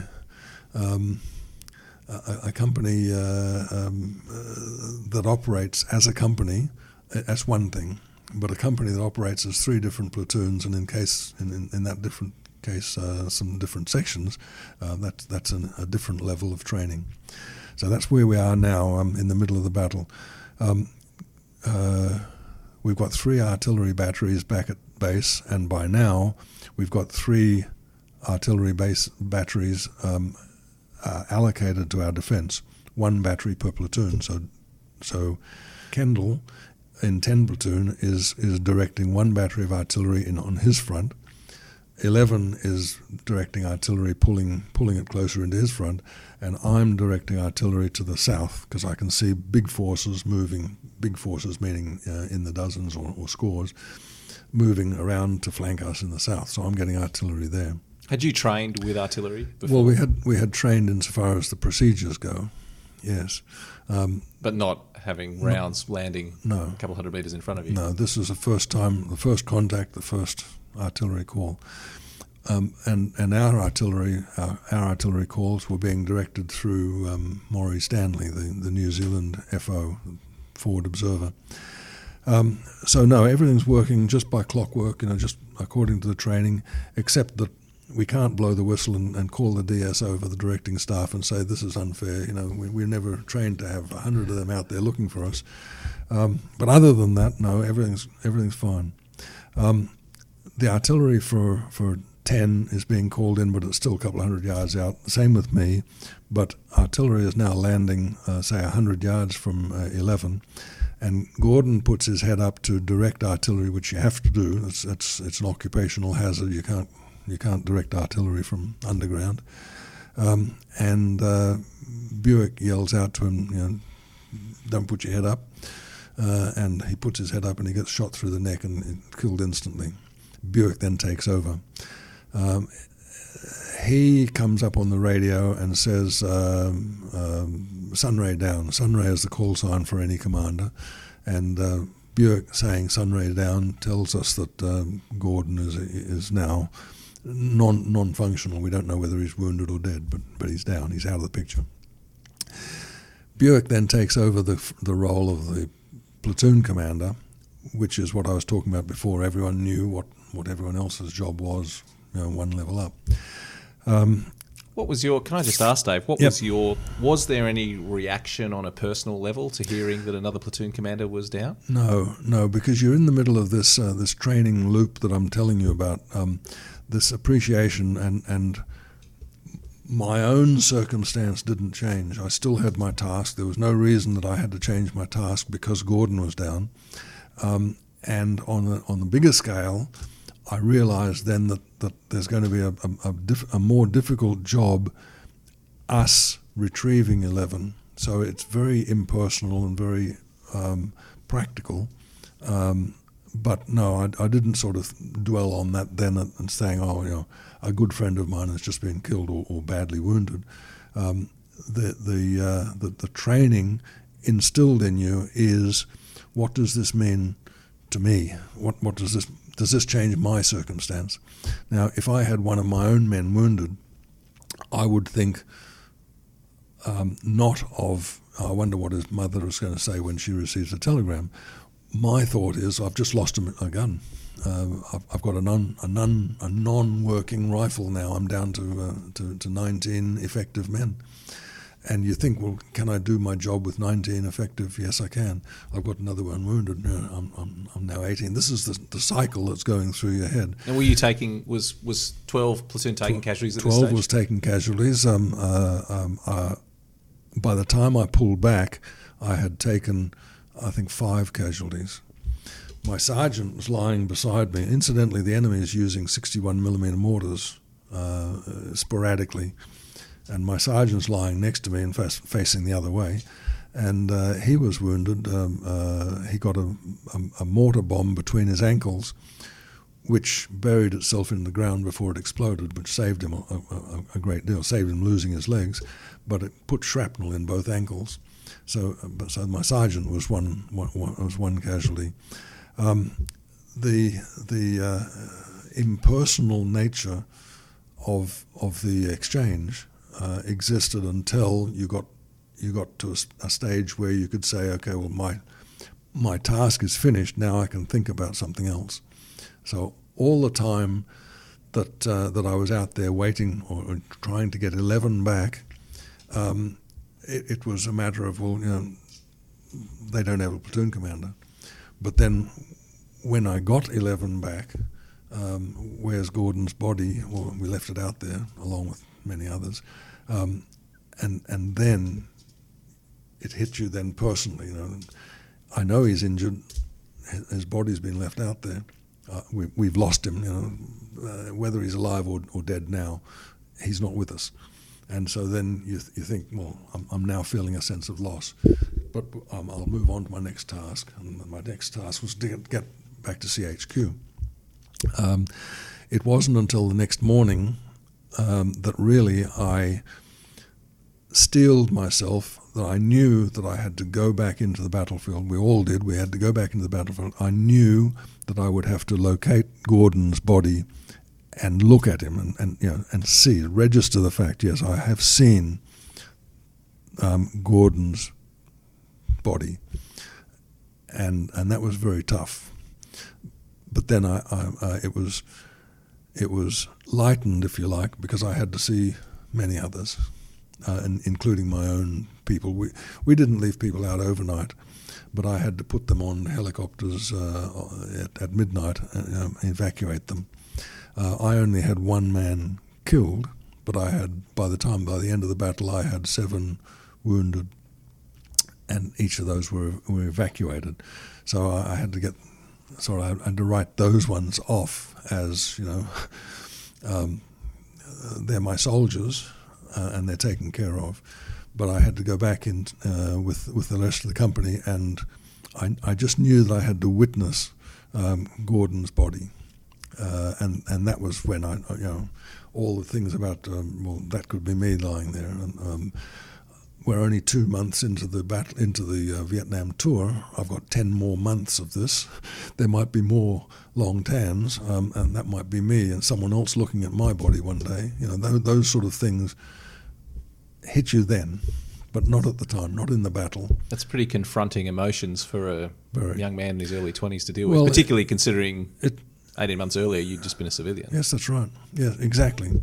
And it didn't stop there, because one of the things they don't train you to do is to go back to base and write a letter to the parents of your dead and wounded. And so I had to write a letter from no training at all, and at 21 years old, I had to write a very sensitive letter to the parents of the diggers, or the digger that I had killed. And that's a maturing experience as well. It's said in jest that the 21-year-old Nasho went over there at 21 and came back 42 years of age. Or to put another way, I think we went over to the Rolling Stones and we came back with Viennese waltzes. We just matured out of sight in that aspect. But it's not an aspect that the average Viet vet concentrates on. Partly because the average Viet vet didn't experience that. The overwhelming majority didn't. The few that did realised that they were the few and didn't rattle on too much about it. The latter stages of the battle were pulling back, the platoons coming back in and consolidating, forming a perimeter? Well, we eventually pulled 11 back. Back to 12, and the 2 of us went back to CHQ, where 10 was already there. So we formed a defensive perimeter then. We had received an ammo resupply by chopper at about a few minutes past 6, maybe 10 past 6. We got there about 20 past 6. It was going to be dark at 7. So when we got there, the enemy was already following up 10, and so the enemy knew where we were then, and they were following up 11. Although they didn't occupy the old 11 position, they followed up 11 and they followed up 12 and 11 as they came back. So now the enemy knew where we were, had a reasonable idea of our size, must have known that we were only a company because we were a very small perimeter.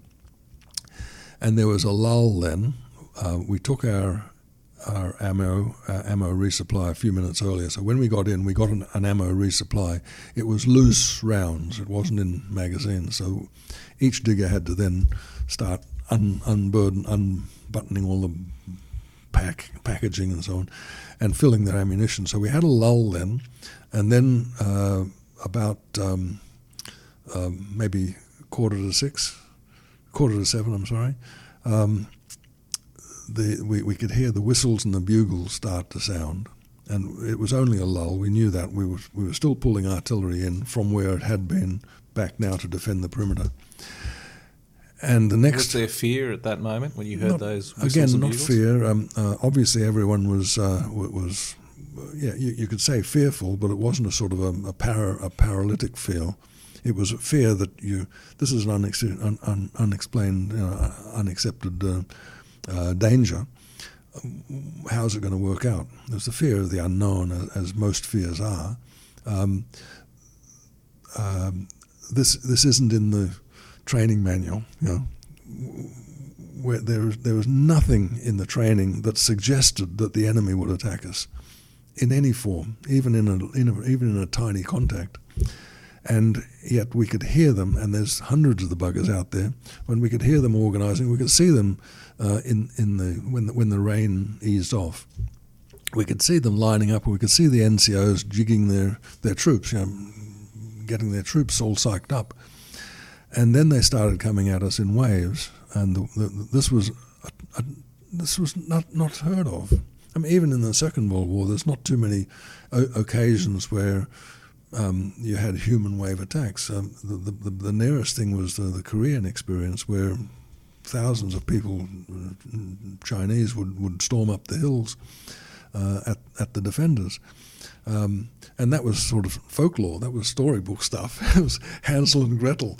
Never mind Vietnam. But we could hear them and we could see them. And when they came in, the assaults lasted for 15 or 20 minutes. The last bit of daylight, and they would come in, and we would be shooting at them, knowing that we had not very much ammo, so that the shooting would be very judicious. But they would come in at different times on different fronts. So 10 platoon, if you can imagine our position being a clock, 12 platoon was defending from 12 down to 3, so from north to east. 11 platoon then defended from 3 o'clock through 6 o'clock to maybe 7. CHQ had a section which defended from 7 to 8. My 9 section, which had been left behind, defended the back, the 9 o'clock area. And all of the people that would come back from 11 platoon were put up into the northwest corner because we hadn't seen any enemy coming in there, and they were pretty much spent. We gave them some ammunition and said just keep the back door safe, and they didn't hear from them then. But what would happen is that an assault would come in against 12 platoon from, say, northeast, and we would fight them off, and there'd be no firing anywhere else. And then when we fought them off, then another assault would come in from the southeast against 10 platoon. I assume at this stage you were pretty actively involved yourself in fighting and shooting. Yeah. Towards the end of getting 11 platoon, I was starting to shoot. Yeah. But now our perimeter depth is 2 or 3 rows of trees. So yes, there's a front line in this tree, and there's the corporal in this tree, and then there's me behind that, three rubber trees away. But even then, the artillery now is under Maury Stanley, and he is directing the artillery, as distinct from the 3 platoon commanders having done that. And he's got 3 different batteries and protecting 3 different areas, and he's calling the artillery in, and the artillery comes into 50 yards away. Now the killing range of a 105 shell is maybe 10 meters. So 50 yards away you can get a big bang, and you can feel the blast. But then later, right at the end of the battle, he called in some of the batteries to 25 yards. And so we started, in fact, we had 2 people wounded by our own artillery. And we started having much more than just blasts and vapor coming in at us. We had enemy equipment coming in and bits of bodies and so on being flung in at us because the shells were landing that close. Was there ever a stage in all this, Dave, where you felt we're just gone, it's all out of control, you know? Yes, but I'd have to say that was on an academic level. It wasn't on an emotional level. One of my corporals, Drinkwater, said to me as we were coming back, you know, you think we're going to get out of this? And my training was, look at the facts. You know, we've been here for 2.5 hours, 3 hours, and they're still coming at us. We've asked for reinforcements, and the reinforcements haven't turned up. We've asked for airstrike, and they can't airstrike. They can't provide airstrike because of the monsoon rain. The tanks, the APCs, haven't arrived. You know, this is after 3 hours. You know, so you know it's all against us. We're losing people, and we can't see what damage we're doing to them, but they still keep coming. So I said to him, "Look, no, I don't think so. That didn't mean that we're going to give up. You know, shit happens. You know, what am I doing next? Well, you know, defend the perimeter." So yes. It's difficult to describe, but academically, yes, it was all against us. There was no way that we're going to get out of that. All the support that we were getting summed up, you know, all the things that could have helped us turned out to be the artillery was excellent, and it came in and it just kept coming, and we did get an ammo resupply, but they told us that they couldn't give us another ammo resupply. So that was it. That was all the support we had. We knew somewhere in the distance the APCs would maybe turn up and they'd have another company aboard, but by the time they got here it would be too late, and that's the way it worked out. They arrived after dark, and the enemy stopped fighting at dark. So the despair was only academic. It was just look at the facts. Do the facts mount up? And well, no, they don't. Okay, well now forget that and get on with the job. Do you recall hitting enemy soldiers? Do you recall shooting? Yes, enemy? Yes. That's the sort of memory that, on the one hand, I knew that I had to sight Gordon.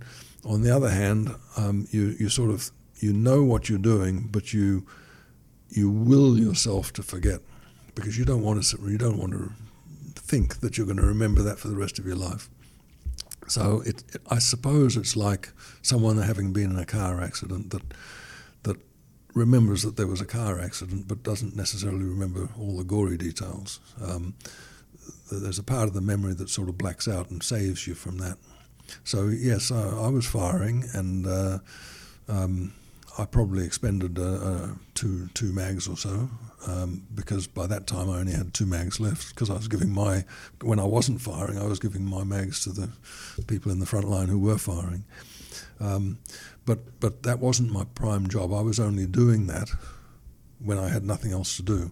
And because I now wasn't directing artillery, neither of the platoon commanders or Buick for that matter, were involved with the artillery. We had nothing else to do. All we had to do was to back up our own troops, make sure that the wounded were taken back to casualty and so on. In the lull in the firing, you spent the time loading mags, and in one case I ducked over to the company aid post, which was only 10 yards away. Just you know, are you okay? You know, are you being threatened? But otherwise, there was nothing else for us to do. We were now so close that we could talk to Harry. Harry was two more tree lines away, so we didn't have to use the radio. We had nothing to do to talk to each other, nothing to talk to us about, and nothing to talk to Harry about, because everyone knew what was happening. So yeah, we had nothing to do but wait for the bugles and fire and the inevitable artillery coming down. Then knowing that if they didn't get in this time, then we had more rounds to put in the magazines for next time. Was that the hardest part of the battle, that final action at the perimeter? That was the most intense part of the battle, because it was, I've said that there's nothing much to do, but in fact it was frenetic activity. as a platoon commander, I had to make sure that everyone did have rounds, and that's one of the things that Kirby was doing. Kirby was delivering rounds to the diggers in between all the fighting, and so I had to make sure that digger didn't miss out. And if this digger had two magazines, and that one had finished his, well, get the mag and put it over. At that stage, the people the people behind, the radio operators who now had nothing else to do, were taking rounds out of MG belts, pulling the rounds out and using them, putting them into magazines, and then throwing the magazines forward, because by the time in between assaults, a digger out the front might only put in 5 or 10 rounds, so he knew then that he had 10 rounds to expend in the next assault. So, the fire control was never practiced. You're never trained in fire control, but it's sort of automatic. When the diggers know, this is what I got, and that's what's coming at me, then I'd better be careful. I saw an interview with Bob Buick about this phase of the battle, and he said that it was time to fix bayonets, except we didn't have bayonets. Was that how it felt? Yes, it was, and in fact, those that did carry bayonets did. Bob's platoon might not have. It was fairly optional, particularly for people that carried Armalite, which Bob did, and we didn't have Armalite bayonets. As opposed to the SLR, the 7.62 rounds. Yeah.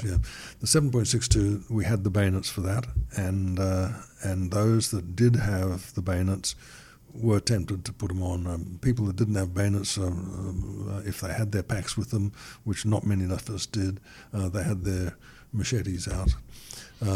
It was getting that way, but everyone knew that also the enemy was up against the dark, because had the enemy breached our perimeter on dark, then it wouldn't have been beneficial to them, because it would have been black. I mean, I'm talking pitch black, and they would have been fighting themselves because they couldn't see. And so they would have known that they've got to get into our perimeter before dark and secure their battleground before dark. If they couldn't do that before dark, then they had to break off the engagement, which is what happened.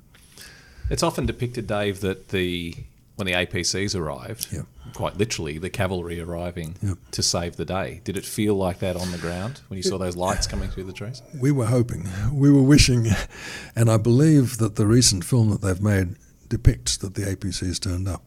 But what actually happened in history is that the APCs had crossed the river eventually, and having been delayed by the battalion commander, I might add, they eventually crossed the river and got into the plantation, and they had a contact about a kilometre away, about 1,000 yards away. So they didn't know where we were, not visually, and we didn't know that they were there. But they had a contact, and they pushed through that contact fairly swiftly.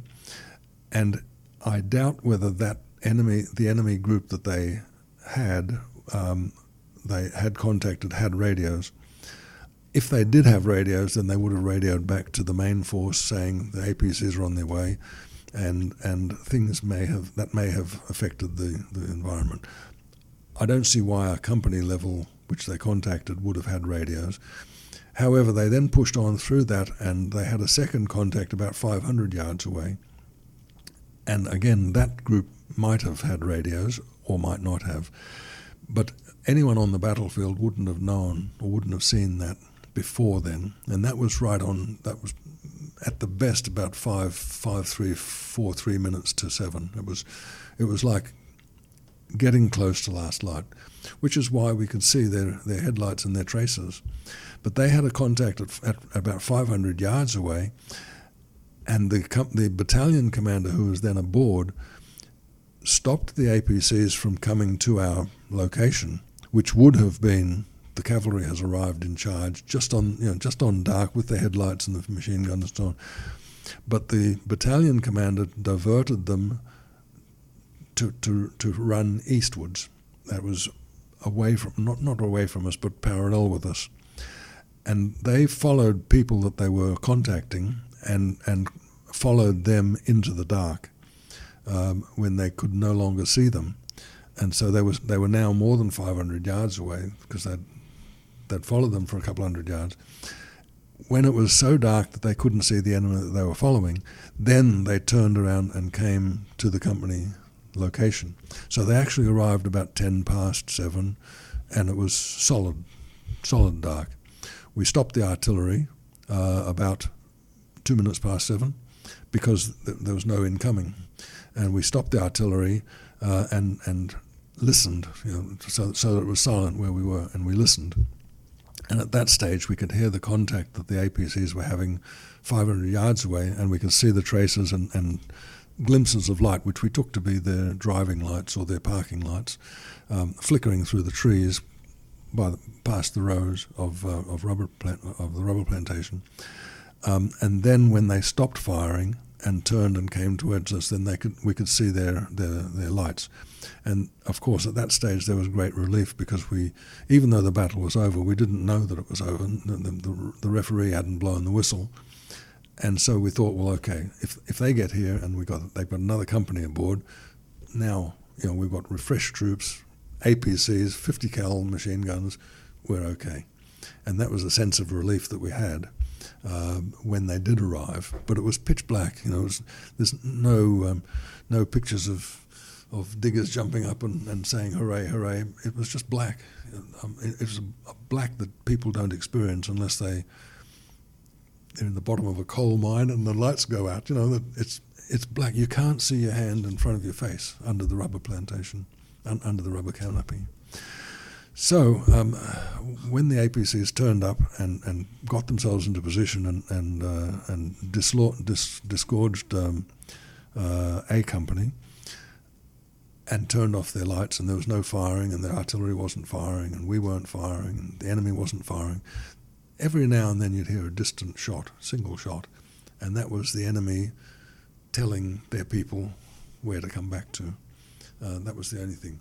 And it wasn't until, I don't know, maybe 15 or 20 minutes past 7 that it was declared. Then we'd accounted for everyone. We know that there was wounded people or dead people at 15 or so of them at 11 platoon position. But otherwise, we raised the artillery distance out, and we started firing the artillery in depth to disrupt them. And at that stage, there was a little sort of, okay, it's over now. The artillery is now firing in depth. Give them curry. We're safe. You then spent the night on the battlefield and had to go in again the next day to clear and retrieve the wounded. Now, I saw Harry Smith again in an interview. Yes. Unfortunately, I haven't met Harry, but Mm-hmm. I saw him interviewed about this, and he said that there was no way Delta wasn't going to go back in and That's correct. look for their wounded. But I've also seen some of the diggers interviewed about it, and they felt they got the short end of the stick by having to go back the next day. Where do you stand? Okay. Well, that's the old falling off the horse theory. We were ordered off the battlefield. We wanted to stay on the battlefield. Townsend, the battalion commander, ordered us off the battlefield, so we went reluctantly back to where we had lunch, and we took our dead and wounded with us, the non-11 platoon ones, and we choppered them out at about midnight. So for the diggers who had certainly had enough, so far as they were concerned, that somebody else, let someone else do it. But the old soldier falling off the horse, came into the practice. Harry understood very well that first of all we had to secure 11 platoon, the people that we'd left out on the battlefield, and second of all, for all the damage that it had done to us. And remember that we had 1 in 3 of our numbers casualties, and that's easy to say, but if I said to you on your way to work this morning, 1 in 3 of you are not going to make it to work, people wouldn't go to work, would they? 1 in 3 is a pretty horrible thing. And he needed to reassure them that the 1 in 3 actually did something. It was never going to be worth it, but if it achieved something, they had to see it. And Harry knew better than anyone else that we had to go back into the battlefield and look at the damage that we'd caused and retrieve our 11. So yes, I was with Harry. We had to go back. it wasn't a dangerous thing because Delta 5 had been flown in that morning and they had swept through. A company who had come out on the APCs had gone forward, and Charlie Company had also been sent out. So we had 3 companies had actually preceded us through the battlefield and secured the other side. So the diggers wouldn't have necessarily known that. They saw the APC, the Delta 5 come in, but they would have still thought, there's enemy out there and we're in danger. We've had enough, it's somebody else's turn. But the command element knew that it was relatively danger-free. And in fact, that's the way it turned out to be. The other companies had been through, secured the far edge, and so when we went back in, there was no live enemy that was able to offer resistance. We picked up 3 wounded enemy, but the visual of what damage we had inflicted while they were busy inflicting damage on us, in my opinion, was well worth the effort. Because when we got back to where the battle ended, the final company position, there was hundreds of bodies mangled in front of us, and they could see that they had accounted for themselves well. Yes, they'd lost mates, but it hadn't been in vain. They had made a big impact. The enemy had cleared a lot of the battlefield, but around the company perimeter, it was just a charnel house visually, because it hadn't rained. After it stopped raining, that was it. Everything was clean. Everything was washed clean. There's that famous photo taken of you at this stage of you Yes. crouched next to the rubber tree with the Armalite and the dead That's right. Viet Cong body just in front of you. That's what we had to do. We had to go through. That was in the 11 platoon area. We had to go through and clear that, and then afterwards, each platoon went back to where the platoon had fought and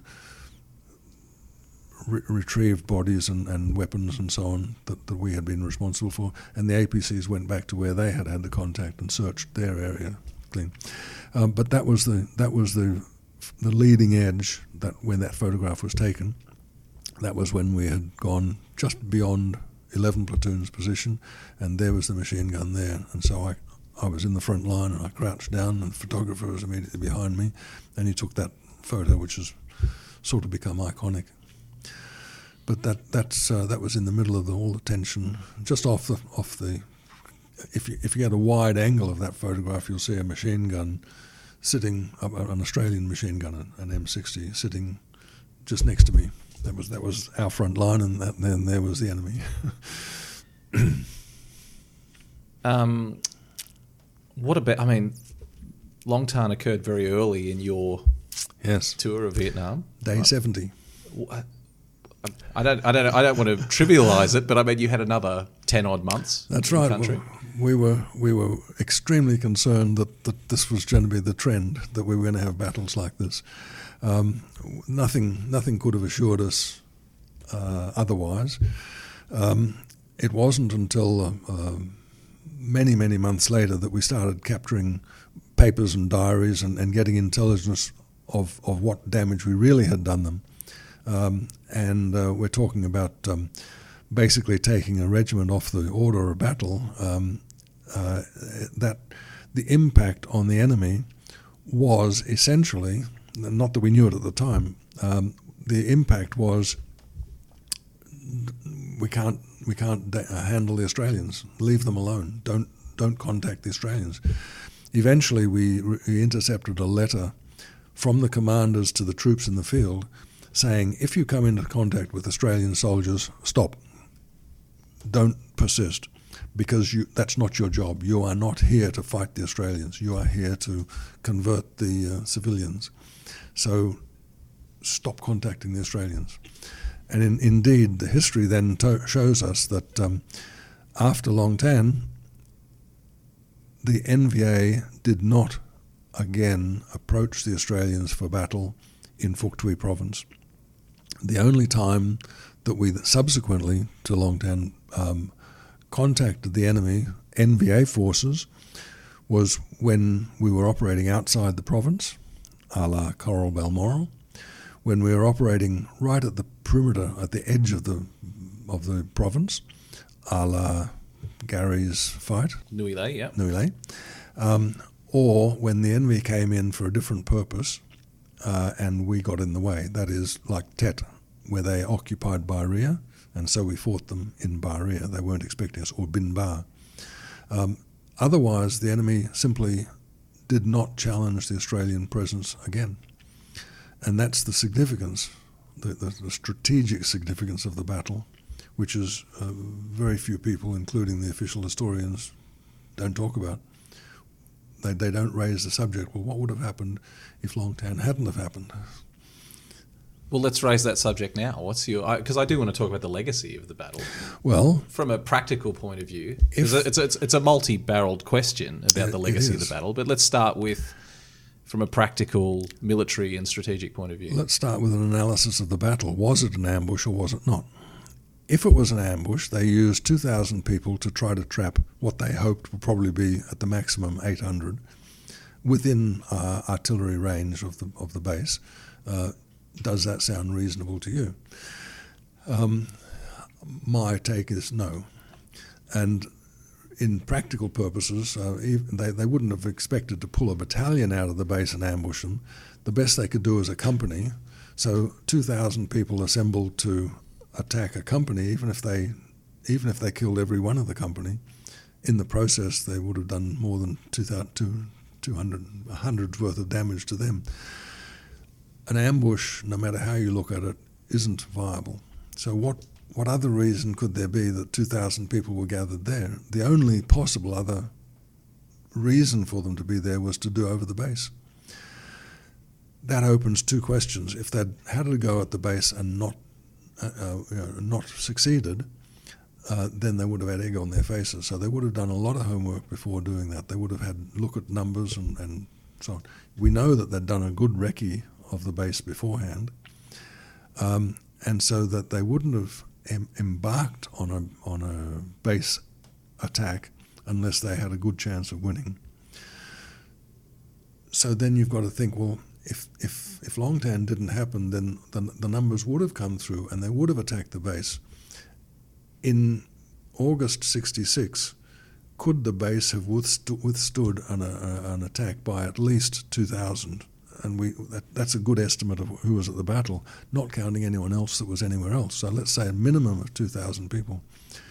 2,000 people coming up against, for instance, the artillery perimeter, attack of 20 to 1, 10 to 1, that's well within the VC, NVA odds.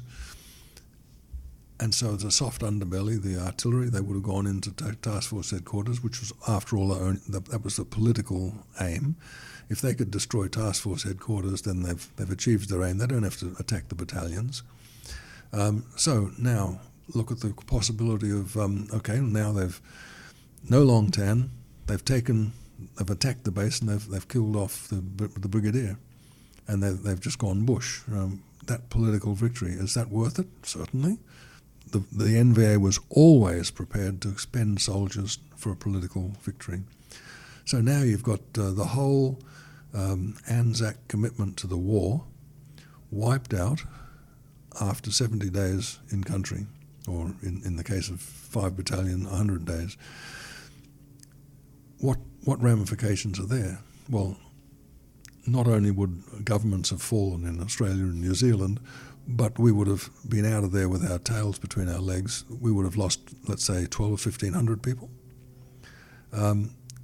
The Anzac commitment to the war would have gone, finished. The South Vietnamese would have looked at the Americans and said, listen, you couldn't even protect your round-eyed cousins. What good are you doing here? You know, we've lost hope. You can't even defend one province, and we want you to defend 44 provinces. This is hopeless. So it's quite arguable. A case can be made that it changed the whole Anzac commitment to the war, and possibly even the war itself, insofar as the political alliances go. The Americans would have never trusted us again. all of Southeast Asia would have laughed at us. The big, tough, burly Australians coming in and getting their asses kicked, after a couple of months. The whole face of Southeast Asia, could be argued, hinged on the success of the Anzac commitment, as well as our face in Southeast Asia. How we are accepted or were accepted in Southeast Asia, we would have lost all credibility. The whole relationship, arguably, could have been changed because of the result of the battle. What about the legacy of where Long Tan now sits in the Anzac story? Because I touched on this briefly earlier in the interview, that Long Tan is up there with the Gallipoli landings, Kokoda, Passchendaele. Pick any major Australian battle, and Long Tan sits up alongside it. How does that sit with you? How do you feel that you are now part of that Anzac legacy? I'm probably the wrong person to ask this, because whatever I say will be blowing my own bugle. Long Tan was only a company action. When you boil it all down, very well supported, but it was only a company action. So you can't compare it to Gallipoli or Passchendaele or Lone Pine or even Kokoda. There are battles within those battles that you could compare it to, but Long Tan is unique in the annals of Australian warfare, and arguably even British warfare, Anglo-Saxon warfare, American warfare, where 108 people went out and achieved something so extraordinary in infantry tactics, in company environment. And I would put it to you that it's arguably the most magnificent company action ever in recorded history. I mean, the other contenders, if you like, all have mitigating circumstances. People compare it to, for instance, Rorke's Drift, where just over a company defended against thousands of Zulus. But at Rorke's Drift, one side had Martini Henry rifles. Single shot, sure, but a whole lot more dangerous than a native spear. So that a bunch of natives with spears were held off by a bunch of British with rifles. Is that a fair comparison? No. Long Tan, we were outgunned. We were outmanned, obviously, but we were outgunned. The AK-47 had a 30-round magazine and could be fired on automatic. That was their standard rifle. Our standard rifle was an SLR, half again as heavy. 20-round magazines couldn't be fired on automatic, and basically the two projectiles had the same statistics, specifications.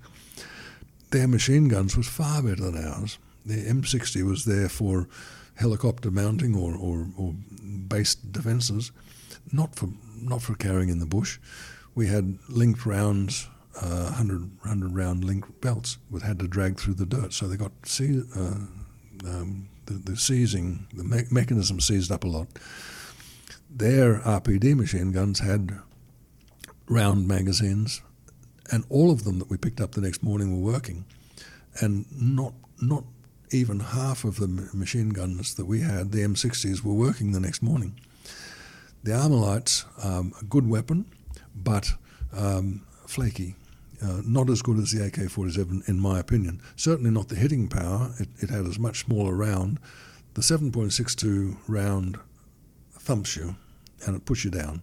The point, was it 5.56? 5.56. That's a high velocity bullet. It'll stop you if it hits something hard. If it hits bones or if it hits webbing. But if it hits flesh, it'll go straight through. And yes, hydrostatic shock will kill you if the bullet happens to hit you at a slight angle. And they talk about the tumbling bullet and so on. That's not true. It was an unstable round.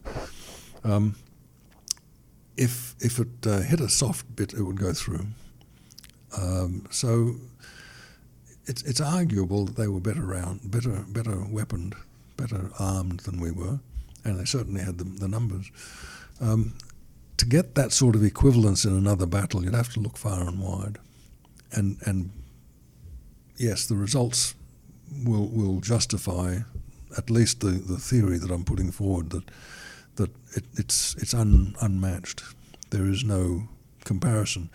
Now, to answer your direct question, how do I feel about that? Well, I feel obviously immensely proud of having been part of that, but I'm protected by the fact that it's not common knowledge.